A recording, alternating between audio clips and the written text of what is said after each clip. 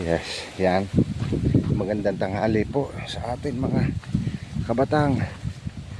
Pupuntahan po namin ang Karakawan Falls dito sa Barangay Butukan, Nasugbu, Batangas, sa boundary po ng Magallanes, Cavite. Yan po mayroon pong bukal dito na kung tawagin ay Kalakawa Falls. Karakawa Falls, sorry. Yan po.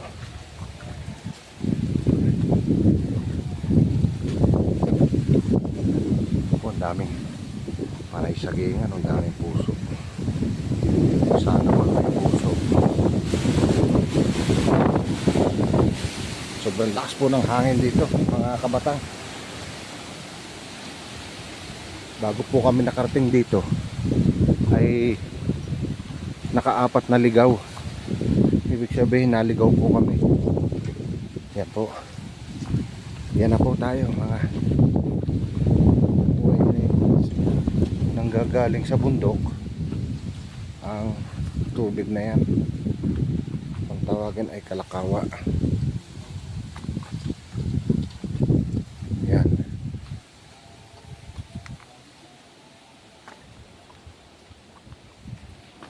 Yan. Laki ng isda, oh.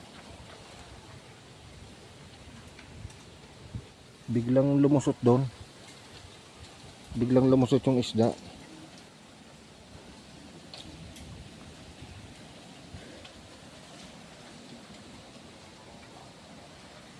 So ito pala yung Kalakawa na sinasabi nila na meron na ding nag-vlog dito.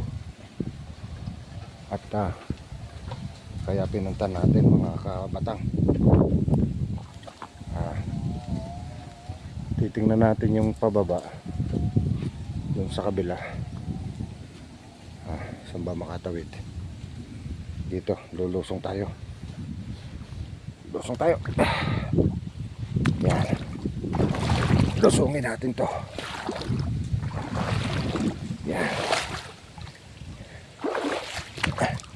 Tabi-tabi po. Lusungin natin sa kabila.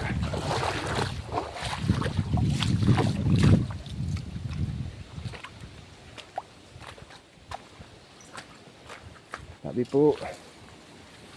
Yan. Yan. Laka ng batong ito. Parang may marker. Sa mga treasure hunter dyan, yan, pwede nyo basahin yung marker na yan. Dahil lang alam ko sa mga ganito, sa mga pinagtatagoan ng hapon ng araw. Dahil ang kwento nga dito ay lagusan at paliguan dati ng mga hapon. Yan, yung mga lalakat ng batong buhay, parang marmol. Yan po mga kabatang. Yan. Lusong tayo dito. Yan. Yeah. Ito yung bato. May marker siya. May marker. Pag daw may marker na ganito, pag daw may marker na ganito ay marker, sabi may item. Sabi nila ayon dun sa aking mga napapanood na treasure hunter. Yan. Yan po tingnan po natin dito. At yung pinag-aagusan na galing doon.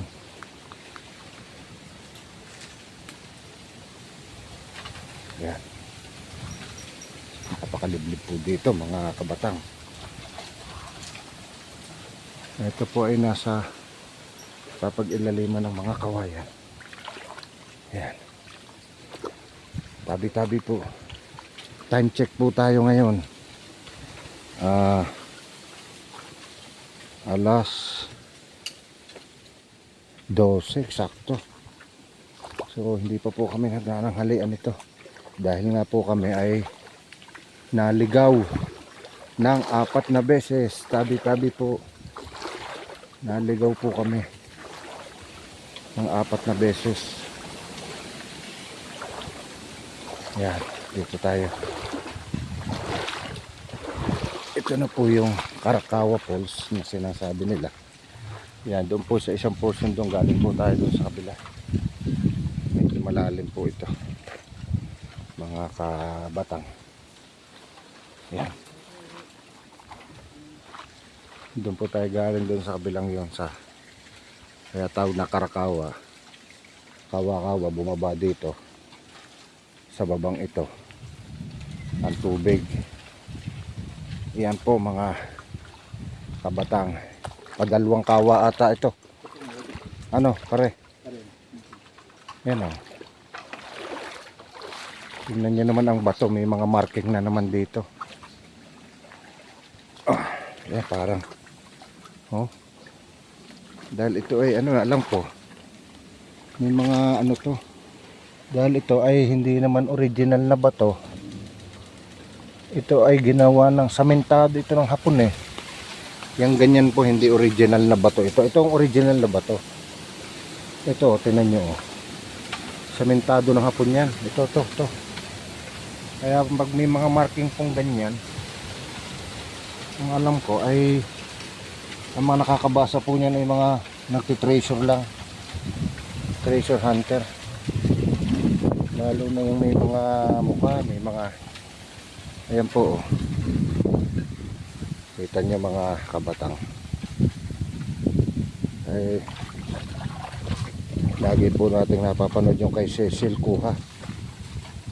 Mahilig po sa mga treasure yun eh, kaya medyo kakameron tayo ng idea sa mga bato na may marking. Shoutout po pala sa ating kaibigan taga Mindoro, Mindoreñong Mangyan. Yan, shoutout sa'yo. Ang lalaki ng bato rito, batong buhay. Yan mga kabatang, ito po ay tawag po dito ay Karakawa Falls. Dito lang po yan sa Butukan, Nasugbu, Batangas. Ito patatlong falls ito, patatlong kawa dito sa ibabaw ng Kaburulan. Yan, kita nyo, tinan nyo mga kabatang, buhay na buhay ang bato, lalo na ron saka magtataka ka, may mga marking. Sobrang hangin dito, grabe. Ulan na lang, bagyo na, malalim pa. Tapos ayan tingnan nyo po, kami po ay nasa ibabaw ng burol, tapos mayroon pang isang pinakamataas na bundok. Yan, nasa ibabaw po kami ng burol. Kung matatanong nyo sa baba, ay napaka taas po ng bundok na ito. Ito po ay napakalalim. Ayan at blong-blue yung ilalim. Ayan. Yan po ay patungo doon pa sa baba. So hindi namin alam kung saan ang bagsak nito, kung Pakabite o Panasugbu ang bagsak ng tubig na ito, mga kabatang.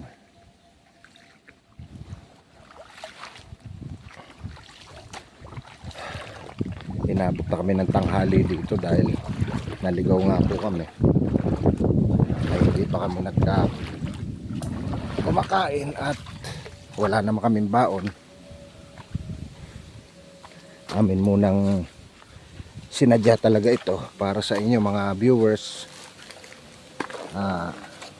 Paki-subscribe na lang po, like at share mga kabatang ko.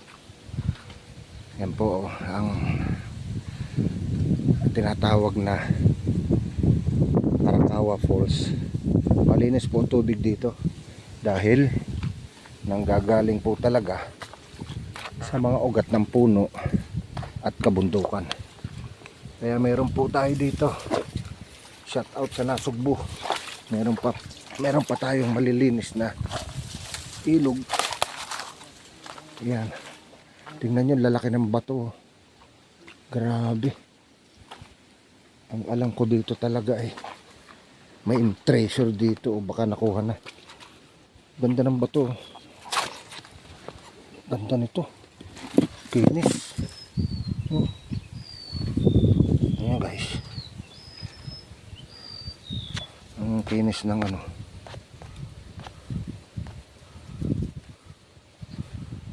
ang kinis ng bato. Baka meron dito nalaglag na ginto. Yan, parang ginto, mga buhangin dito. Ayan guys, oh, parang ginto, parang may halo na ginto. Oh,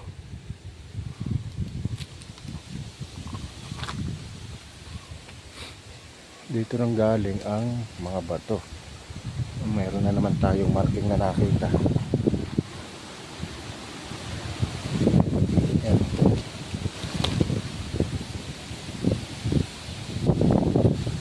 Meron na namang isa rito na marking.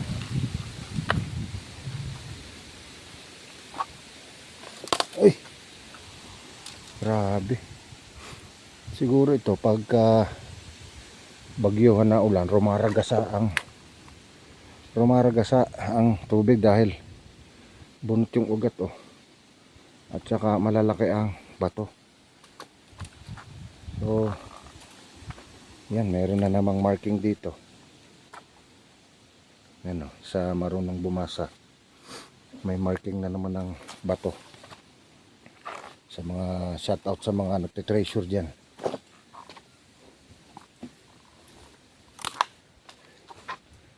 May malaking bato.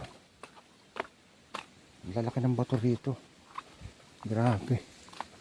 Ayan, oh guys, makita nyo dito sa personal. Grabe, laking ganda ng bato. At buti walang nag-treasure dito. Naghahanap ng kayamanan dahil pag daw ganyan may mga malalaking bato, tapos sa ibabaw ay kawayanan, may kuweba at saka may item. Ibig sabihin ng item di ginto o gems o kung ano man, platinum. Yan guys, mapapansin nyo talaga rito ang kakaibang formation ng mga bato. Puro marking. Yan, oh. Hey! Ay! Yan. Yan nyo guys, tabi-tabi po. Ito po ay puno yata ng maliit na baliti. Oh, kita nyo yung loob. Liblib, napakasukal. Hindi natin alam kung saan gagaling yung tubig niya. Yan, oh. Ang ganda po rito. Masarap mag-hiking. Karamihan dito, ang tawag po sa amin dito ay usiw. Sa kawayan na yan, usiw. Usiw yan, usiw. Yung maliliit ba, yung payat. Yung ginagawang pan-design sa mga bakod. Yan.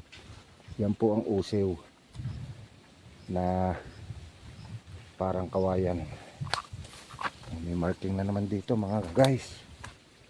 Oh, tingnan nyo, oh, yung mata ng bato. Ito ay gawa ng tao, parang gawa ng tao. Ayan, oh. Parang gawa ng mga Hapon. Oh, para siyang ito.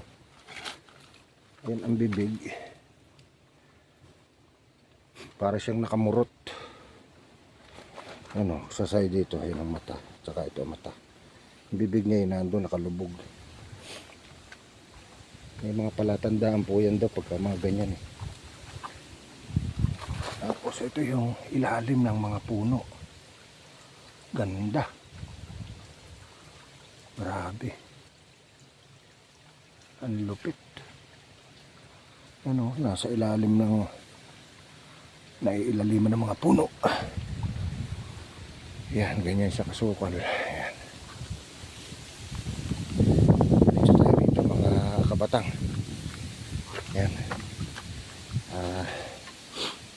Sana po ay sa mga viewers, sana po wag niyo po kalimutang mag-subscribe, mag-like and mag-share para po ma-update kayo sa mga ina-upload ko at madagdagan po ang aking subscriber dahil ako po ay bago pa lang nagba-vlog. Sana po ay matulungan niyo ako mga kabatang at sa ating mga viewers dyan. Yan po, yan. Parluoy, saan ka na? Kala ko nawala na eh. Problema na yun. Pabalik namin. Dahil the first time namin marating ito.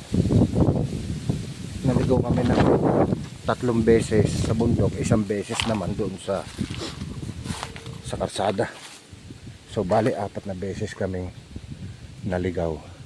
Yan po ang usiw mga kabatang ko. Yan oh, usiw yan. Yan.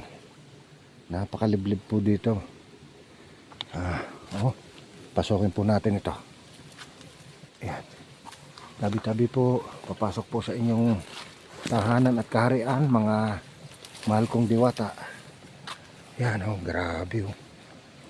Ito pong tinatawag nilang Karakawa Falls.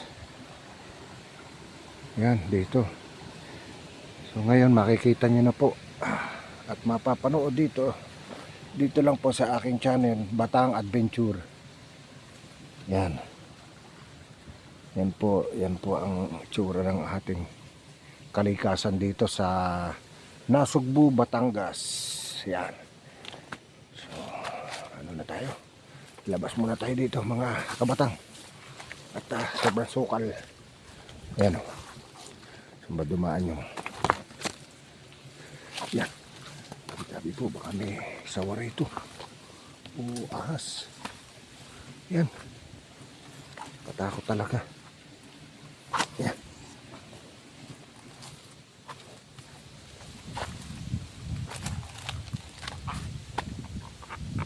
Ganda ng buhangin parang buhangin dagat. Yan. Yan. Tabi-tabi po.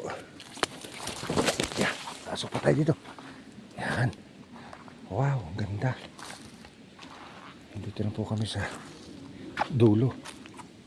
Sa dulo ng Karakawa Falls. Palagay ko ito. Parang ito ay na-treasure na. Lamig ng tubig. Lamig ng tubig pre. Yan may mukha na naman Batong buhay. Dahil mga Hapon mahilig maglagay ng marking sa batong buhay. Ayan Shout out sa inyo mga treasure hunter yan Ito na po siya, lamig ng tubig. Tapos may nakalibing ditong pagkadambuhalang bato. Yan dambuhalang bato.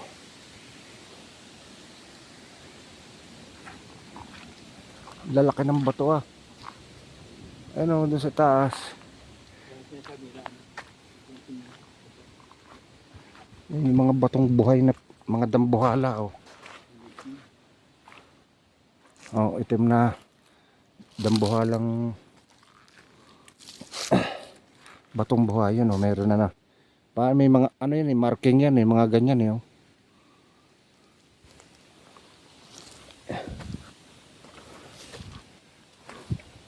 Lalo na pag may nakitang muhon yung panahon ng hapon. Siguradong item yun. Yan o, hanggang dito na lang tayo mga kabatang ko. At doon na hindi na natin mapapasok. Sobrang creepy ng lugar. At delikado. Baka salubungin tayo doon ng mga ahas. Anong oras na? Alas 12 ko sito. Itong oras lagi kami na kabatang ngayon, mga kabatang ngayon.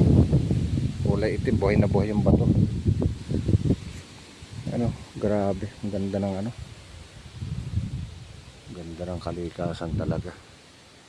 So yung mga shoutout sa ating mga nagmamahal dyan sa nature lover. Yan, mag-adventure kayo sa mga ganitong magagandang lugar. Yan. Salamat kay Parang Louie. Ang aking team pala si Louie Ferrer. Yan. Shoutout Parang Louie. Oh. Yan, ako talaga pogi oh. Ah! Dahil hindi ko naman ito mararatay pagka hindi ko yan kasama. Yung aking kaibigan na yan. Ang daming uso dito, ano, Reno? Hindi na papanguhanan.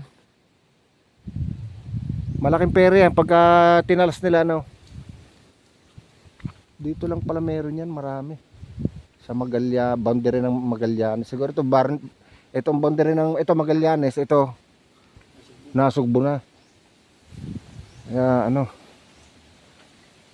So,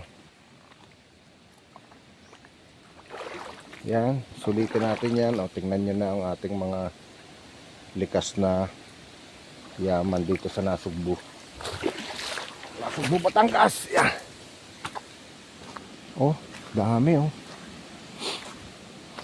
Alam niyo ba guys, puro, kung tawag sa amin dito ay usiw, puro ganyan ang kawayan dito. Usiw. Oh, yung mga payat.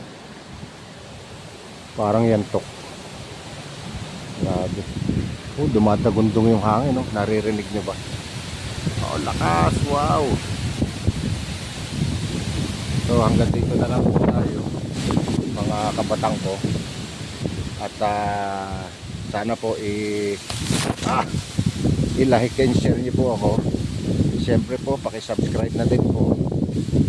At para naman po madagdagan at umangat naman po ang ating channel, Batang Adventure Channel po. Yan. Sana po wag po kayo magsawang panoorin ang aming vlog ni Louie. Yan. Aking ka-team si Louie. Yan. Ganyan na lang po. Salamat po. Salamat po sa inyong lahat. Yan.